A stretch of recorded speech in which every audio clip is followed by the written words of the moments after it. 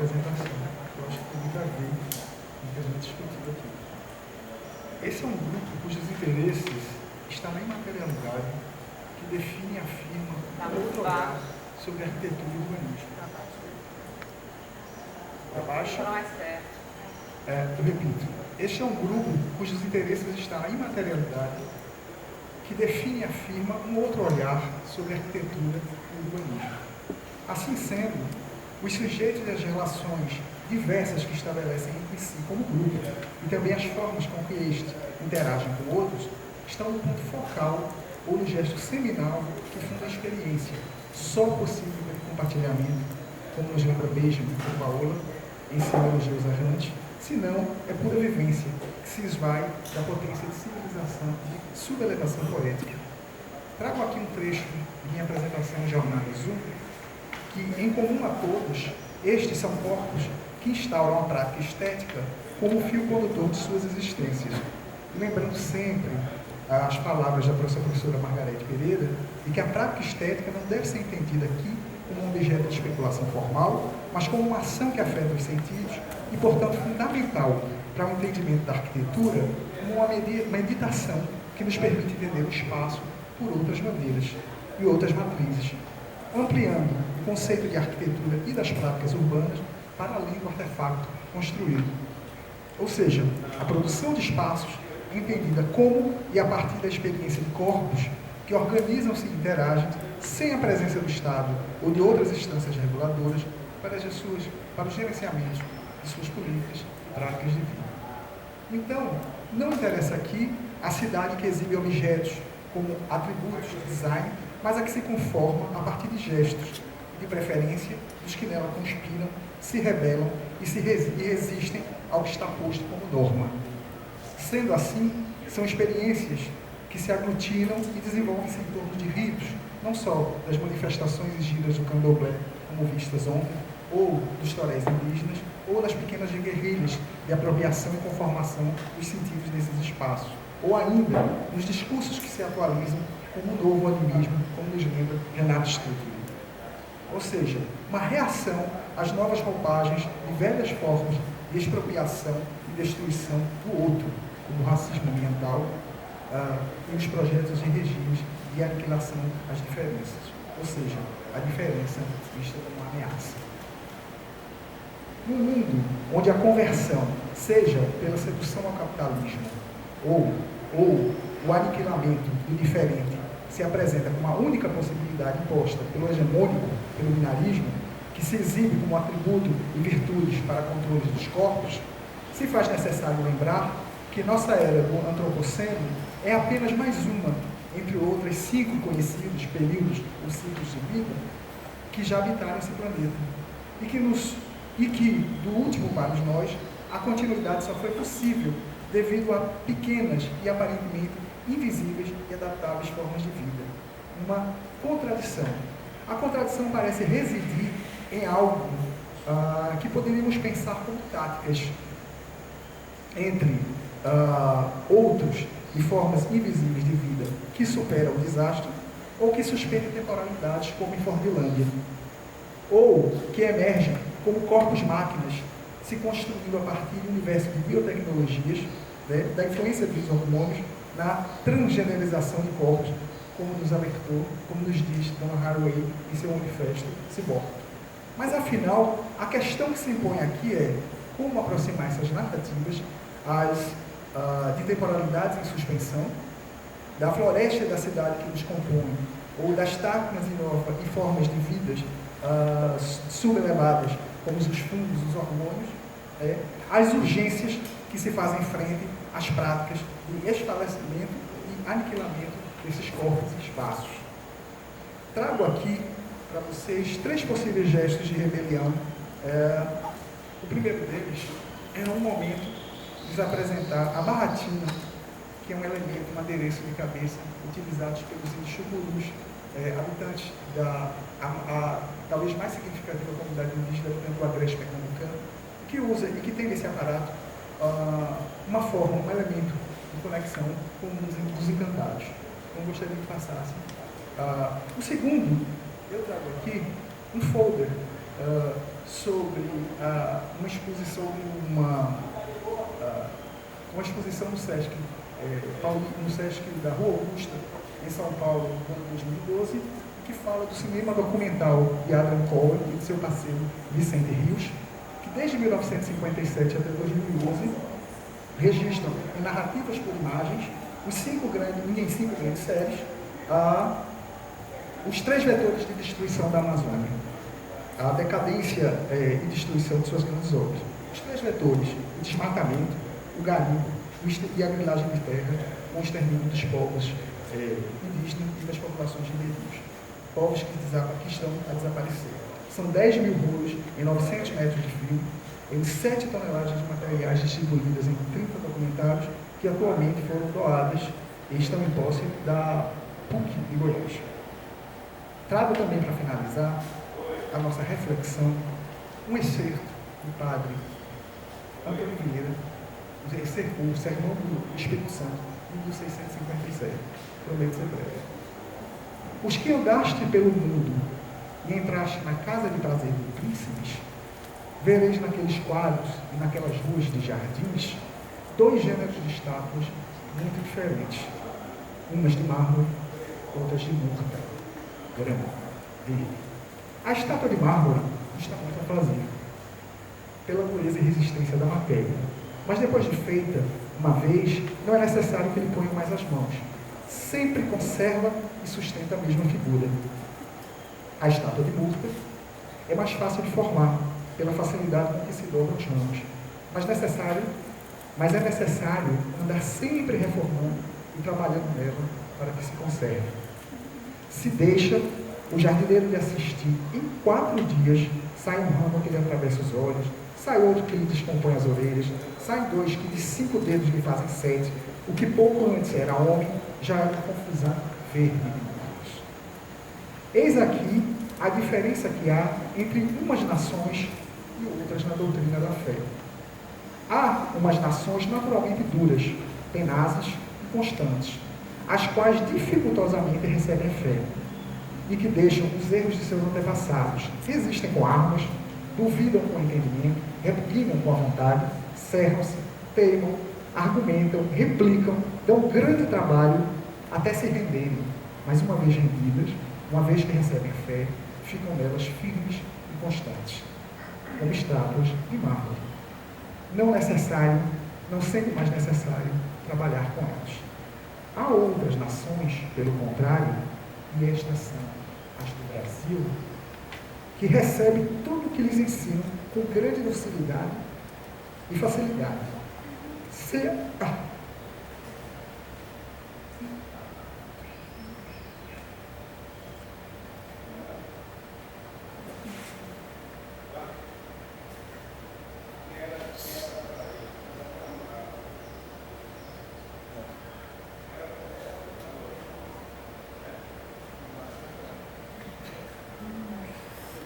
Sem argumentar, sem replicar, sem duvidar, sem resistir, mas são estátuas de murta, que em levando a mão e a tesoura o jardineiro, logo perdem a nova figura e tornam a bruteza antiga e natural e a ser mato como dantes era.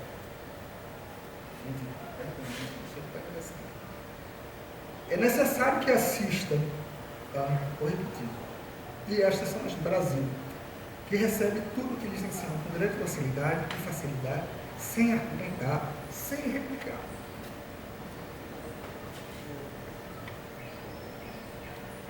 Sem duvidar, sem resistir.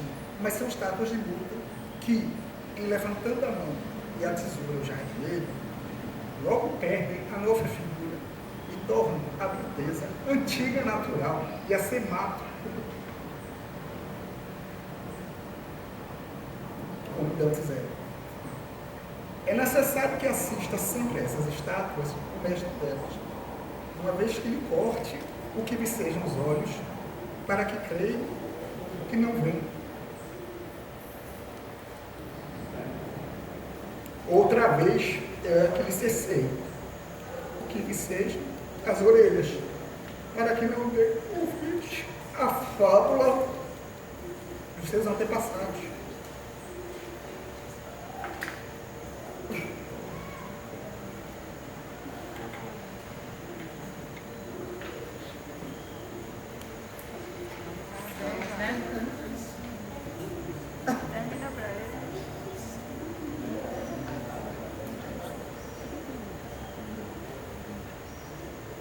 Outra vez que descebe o que sejam os pés, para que se abstenha das ações e costumes bárbaros da gentilidade. E só dessa maneira, trabalhando sempre contra a natureza do tronco e o humor das raízes, se pode conservar nestas plantas ruins a forma não natural e a compostura dos ramos. Antônio Vieira, Sermão do Espírito Santo, minha essência.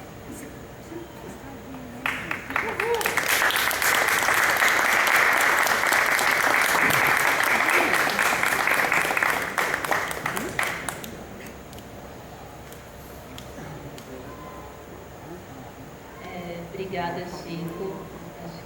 Acho que eu abro a mesa para o debate. Se alguém tiver alguma questão para colocar, antes de voltar para os integrantes. Marga, quer falar alguma coisa? Bem rapidinho, porque eu quero depois conversar com os outros. Mas eu acho que a gente pode sugerir no próximo seminário do laboratório urbano ou do laboratório. Eu acho que a gente pode sugerir, vou falar bem rápido, é uma sugestão, um seminário sobre o mármore e a lua. E o quê? Fazer um seminário sobre esse problema. Porque aí está. As lágrimas e as comoções que às vezes a gente tem, e esse Brasil que não é feito para. Não é fácil. Exige que a gente enfrente esse problema. Depois eu volto aqui falando com cada um, que foi ótimo essa manhã, não foi? Para passar para os demais. Isso aqui é rápido. Vocês sabem. Mais alguém, gente? Por favor, se tiver algum comentário, eu peço que venha aqui por causa do microfone. Vem aqui, né?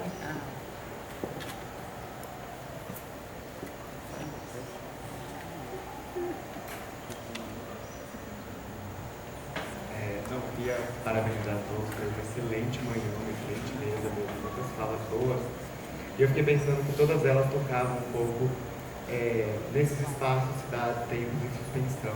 E aí eu queria voltar, na verdade, para o título da mesa, que seriam as narrativas em condensação. Então, talvez pedir para cada um de vocês tentar falar um pouco mais sobre essa relação ou esse aspecto das narrativas que tentam condensar, então, esse aspecto de suspensão que a gente observou em todas as falas. Talvez entender como cada uma das pesquisas ou observa ou inclusive formula, eu acho que no caso do Igor também, essas narrativas a partir desse urbanismo outro, desses urbanismos outros. Fiquei pensando isso muito a partir da fala de Dilton, pensando inclusive se a refavela não seria inclusive um outro momento, talvez uma precipitação inclusive de todo esse caldo cultural que você vai apontando e trazendo pra gente.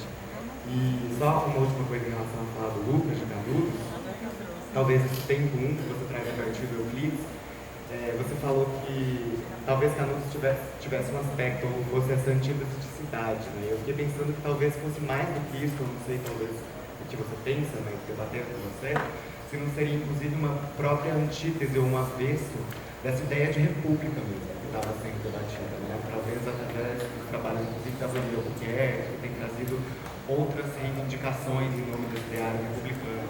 Que eu lembro que quando eu fui ao Rio de Janeiro pesquisar no curso de engenharia, o que mais me assustou, até assombrou, foi eu entrar naquele prédio e ter uma parede inteira dedicada ao Euclides, como esse grande engenheiro, literato. Então, trazer talvez esse ideário e essa ideia de república que ele estava representando, inclusive, nesse livro, frente a esse círculo intelectual do Rio de Janeiro. Né?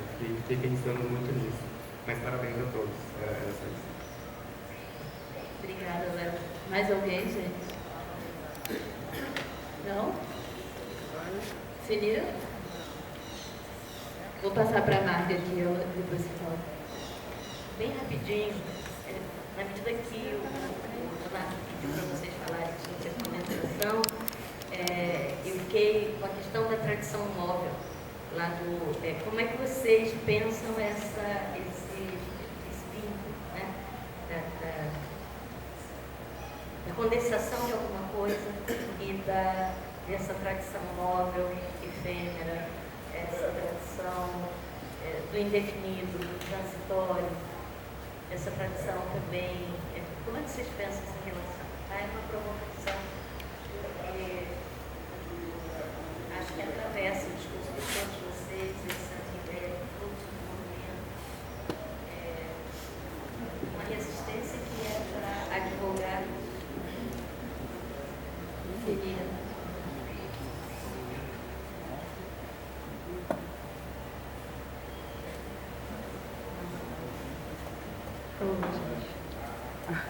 Não é nada muito científico o que eu vou falar, eu só queria dizer que eu achei muito lindo também, tudo, inclusive Chico, e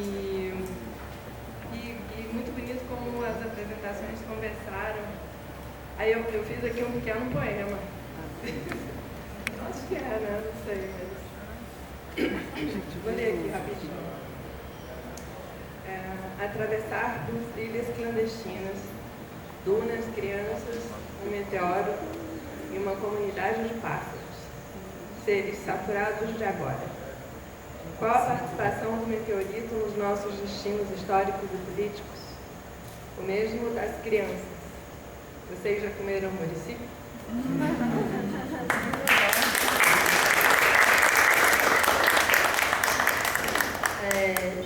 Se não tiver mais ninguém, eu vou devolver para a mesa e a gente abre uma outra rodada depois. Quem quer começar? Vamos pela ordem, então? Não?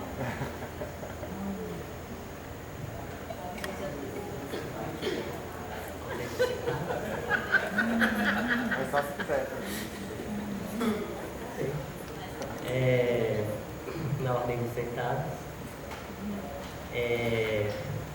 Não consigo responder. E não consigo responder principalmente porque essa é a minha pergunta, né?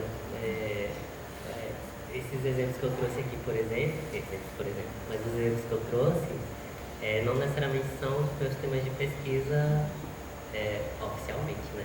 Não sei se daqui por diante, mas não estão aqueles índios na pesquisa, não estavam as crianças de Salvador na pesquisa.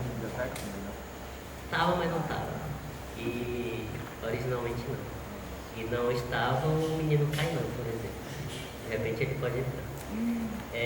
E essa para mim é a grande questão, assim, que conversa com o que Marga falou, que é desse transitório que tem a ver com os distintos tempos, espaços e condições e noções do que é ser criança e dessas noções de infância também. Mas eu fico pensando em como juntar tudo isso, que é condensar, para fazer chover mesmo. Assim, eu acho que eu preciso achar esse nó para que isso faça chover. Lembrei da frase do Calvino, né, que a imaginação é aquilo que faz chover. E a imaginação é o que está nessas imagens todas. A imaginação e a criatividade da criança é que está presente nessas imagens todas. A cabo daquilo que está sendo narrado, inclusive, né? Então, é preciso aprender com elas para criar essas outras perguntas. E aí estava ali no conversa com Fabiana sobre essa insistência do narrador em perguntar para o Kainan sobre uma cidade que ele, não sei, que de repente ele não está disposto a descobrir. Aparentemente é isso, assim. Porque uma pessoa que está querendo conhecer aquela cidade e vai perguntar a um mediador que, não sei se por acaso é uma criança, mas como que ele faz essas perguntas que já parece que já tem uma resposta, né? Que são as casas americanas. Eu não sei porque ele está tão ficcionado pelas casas americanas, pelas ruas americanas, ou essa já é a resposta de alguém que leu uma Fordlândia anteriormente, e é a resposta que ele quer encontrar. E me parecem muito mais interessantes as respostas ou as pistas que a criança dá, ou que as outras crianças dão, passeando pela cidade. E que eu não sei se ele está disposto a estar atento. Ou talvez as imagens mostrem que depois ele esteve, não sei. Mas eu fico mais com os questionamentos que vocês trouxeram do que a resposta. Bom, queria agradecer também pela manhã. Foi bonito ver a mesa, escutar os outros trabalhos em diálogo. Também não sei se eu consigo responder. Acho que essa ideia da saturação de agora, de algum modo, leva a uma imagem da condensação. E acho que ontem a gente falava sobre mito e música, e de alguma forma esse esforço poético é fazer chover, como o Ivan lembrou, da imaginação. Né? No caso do Rodrigo Campos, de forma fabular, dele juntar essas duas figuras de geografias, mas no caso do Gil, a partir de uma experiência que lhe traz essas memórias e imagens de um Brasil em África. Então acho que tem a ver com essa saturação. Fiquei pensando muito nisso porque a gente nomeou o seminário, e essa é a segunda edição, no sentido de discutir as temporalidades urbanas.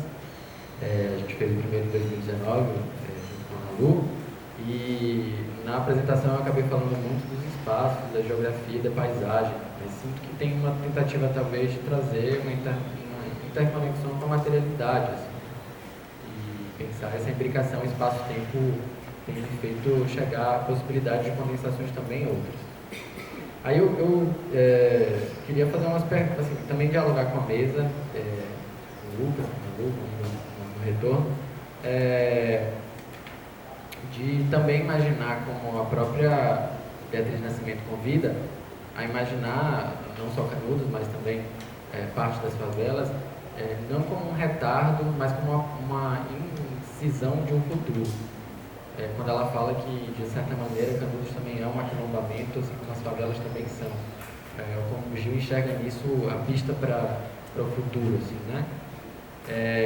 E quando você mesmo apresenta a ideia de suspensão, é um retardo de uma nova que já é a próxima.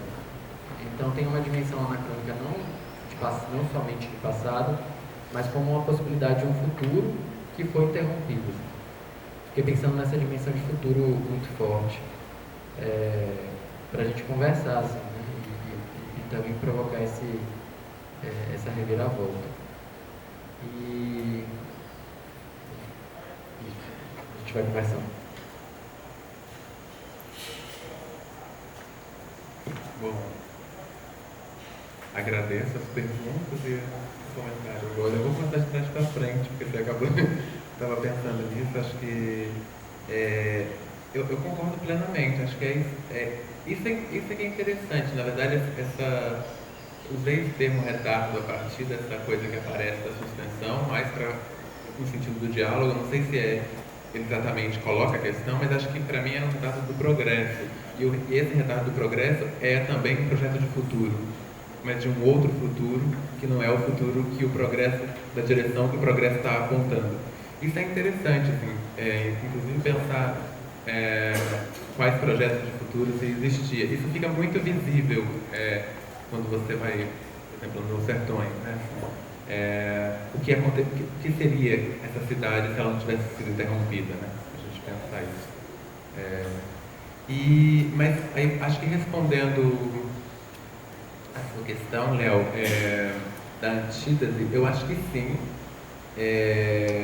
Com certeza tem quando eu coloco antítese de cidade, porque eu acho que a antítese de república já é, assim, está colocado. E acho que não só uma antítese, como um outro projeto que é a alternativa à república, né? Isso que é interessante, porque não é só uma oposição no sentido como foi narrado, geralmente é narrado pela história, como a oposição imediata a um sistema vigente. Só que disso tem uma história que é interessante, só puxando para essas relações que eu tentei construir com o Meteorito, porque o Meteorito tem um conto do Machado de Assis, que ele escreve no momento que o meteorito está sendo deslocado, nesse momento que está tendo esse projeto de deslocamento do meteorito para o Museu Nacional, tem toda uma questão de engenharia, e aí isso é mediatizado, e ele escreve um conto em que simulando um diálogo do meteorito com o cara, o engenheiro que está levando assim, ele ao longo do trajeto. E aí o meteorito questiona, isso 9 anos antes, né? O meteorito questiona o federalismo, que era uma discussão em voga naquele fim do Império. E ele chega a dizer, assim, em algum momento, que ele tinha sido um soldado federalista, um chefe do exército federalista nos Estados Unidos numa vida passada, o meteorito dizendo isso para a pessoa. E que essa coisa do federalismo não estava, era tipo um problema que não devia, assim, tipo um conselho do meteorito para o Brasil, segundo Machado de Assis, era tipo assim, não vai por essa aí não, porque essa coisa dos Estados Unidos já está dando errado. Isso é maravilhoso, assim, porque eu acho que... depois eu posso pegar, porque eu não lembro exatamente, porque é um conto que saiu no jornal, é uma dessas coisas que o Machado de Assis escrevia para os jornais, mas na verdade eu tive acesso a isso de imediato porque a Bienal de São Paulo fez um dos eixos do educativo da Bienal, foi a partir desse meteorito, por conta do incêndio do Museu Nacional, e aí ele coloca esse conto no material educativo. Então, assim, eu nem sei outros lugares, acho que não estava publicado, é só nos jornais. Bom, a gente respondendo em relação a isso, então acho que tem uma antítese já, não só uma antítese, mas também tem um projeto, e acho que dialoga com isso. É pensar também se tem, eu não sei se exatamente o termo de projeto também, acho que tem uma experiência de um outro modo de vida e modo de organização política e cosmológica possível ali, que foi, enfim, interrompido. E aí, por fim, acho que a questão da condensação, quando estava fazendo o título, tentando construir o título, eu substituí narrativa por tempo de condensação, porque fiquei pensando nisso, assim, o que realmente está em condensação. E tem uma certa questão com esse termo narrativo, assim, acho que ele acho que agora, então, que ele está sendo utilizado de maneira tão desgastada, eu comecei a ficar... Então, fiquei assim pensando, será que são as narrativas que estão em condensação ou se é o próprio tempo que não está condensado, né? Assim, se não é essa condensação dos tempos que produz uma narrativa sobre essa condensação. Então, assim, não sei, é uma hipótese que eu estou pensando agora a partir da sua questão. Podemos conversar sobre isso, nem sei se eu concordo. Bom, é isso.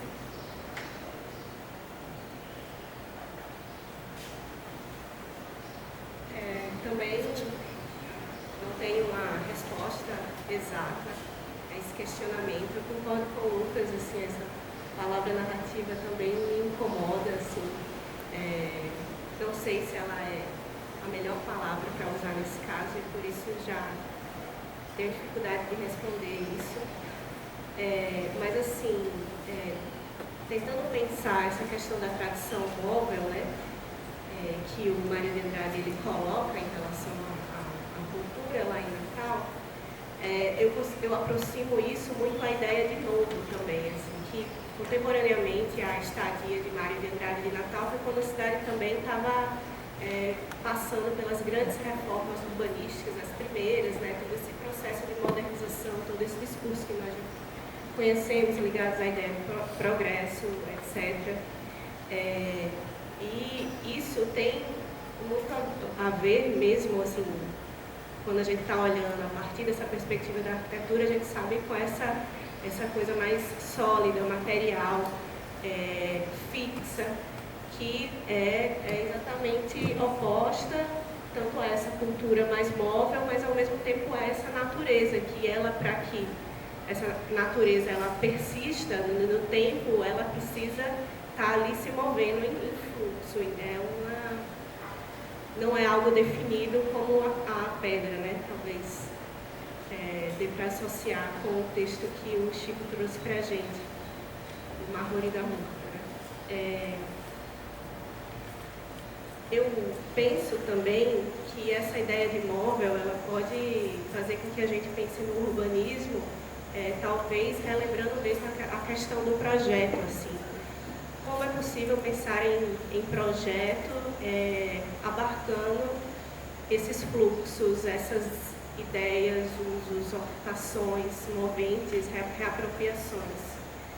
Aquela imagem da ocupação do Vale das Cascatas, por exemplo, que as pessoas fazem uma espécie de acampamento ali, ela está sob ameaça atualmente porque tem um projeto para um parque da cidade ali. Aquela área ela é, por um lado, abandonada pelo poder público, mas é uma área de ocupação frequente, assim, inclusive diferentes ocupações em diferentes temporalidades, assim, por grupos diversos da cidade.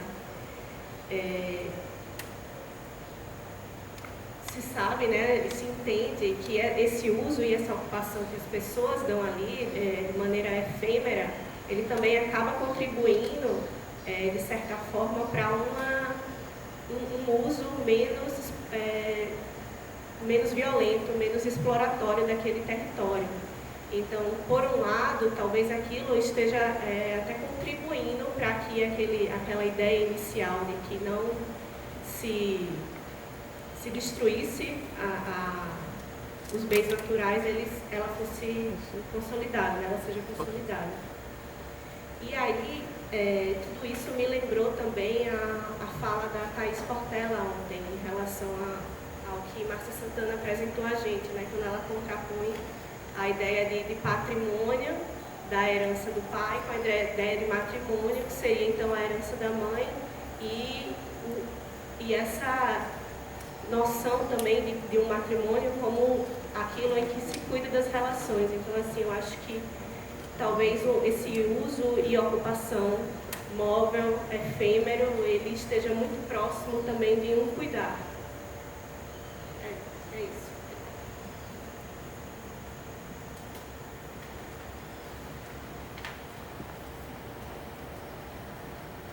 Mais alguém, gente? Tem alguma pergunta? Não? Bom, então eu encerro a mesa, agradeço a apresentação de todos, parabéns pelas falas, obrigada, Chico, pelo debate. E a gente continua às 14 horas com a mesa, deixa eu ver que eu guardei o papel. Paisagens urbanas e corpo, a floresta e a cidade que nos compõe 2, composta por Fábio Velame, Gabi Pires, Thaís Portela e Verúzia Correia. Até mais. Obrigada.